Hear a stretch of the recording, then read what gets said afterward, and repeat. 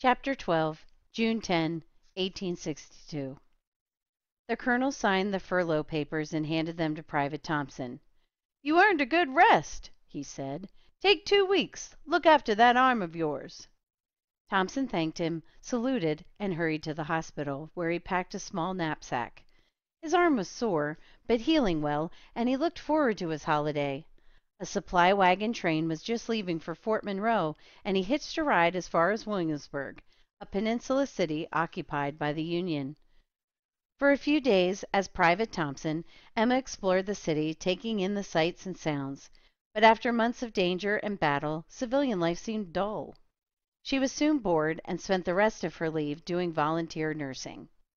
There were two main hospitals in Williamsburg filled with the sick and wounded. One hospital was for Union men, the other for Confederates.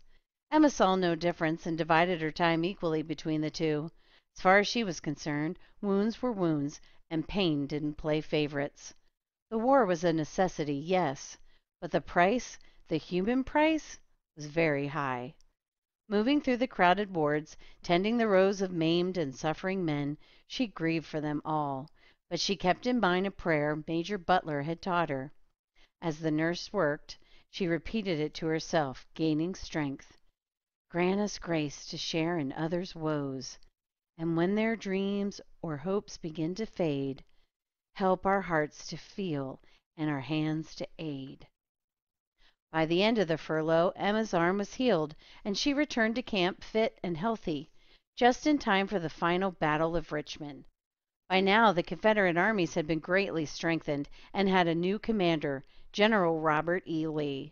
The fighting, later known as the 7 Days Battles, raged back and forth, swirling around places called Mechanicsville, Freyr's Farm, Gaines' Mill, and Malvern Hill.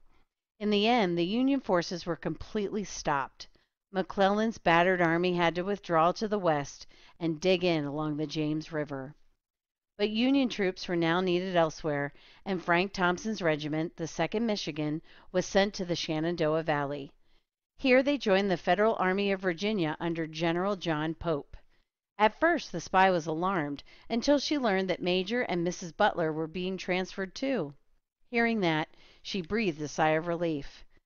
At the new field hospital, Thompson's work went on as usual, but his reputation had followed him, and soon he was at headquarters again, serving as a special courier. The rebel commander facing them was the daring, brilliant officer, General Thomas Stonewall Jackson. It was vital for Pope's aides to learn everything they could about Jackson's campaign plans, and before long, Private Thompson was sent off again on spying missions. Now that he was in a new zone, he felt it was safe to revive an old favorite. Several times in the hectic months that followed, he slipped behind enemy lines disguised as a small, woolly-haired black man in ragged overalls, the amiable, good-natured Cuff. To Emma Edmonds, Cuff had almost become a real person. "I truly admire the little fellow," she confided to Mrs. Butler, darkening her skin with solution and peering into the mirror. "He's a plucky one. Got his share of grit." In the glass, she saw Mrs. Butler grinning, realized what she'd said, and they both began to laugh. In August, the two sides began skirmishing for a rail junction known as Orange Courthouse. Asked to find out more about the enemy's plans, Emma remembered the black women she'd seen at Richmond. She tinted her skin again, put on an old blouse, apron, and ragged skirt, and tied a bandana around her head. She'd heard that a small group of contraband slaves, lonely and homesick, had asked to be returned to the southern sector. Carrying a basket of laundry, she quietly joined this group and passed with them through the rebel pickets. Emma spent the whole next day in the Confederate camp, washing and sewing for the rebels. But now she was an expert at keeping eyes and ears open and picked up valuable data. Late that afternoon, she found herself alone in the wash tent. As she sponged and cleaned an officer's dress coat, a packet of official documents slipped from the inside pocket. The black woman was excited. She swooped on the papers and quickly hid them under her skirt. Emma's heart was pounding.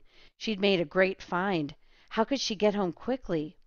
Leaving the coat on its hanger, neatly cleaned, she hurried toward the slave quarters. Not far away, a battle zone was being shelled. Emma had to act before the loss of the papers was discovered. So without stopping, she slipped into this dangerous battlefield. Then she hid in the cellar of an abandoned farmhouse. She had no idea what would happen next. Would the rebels come after her?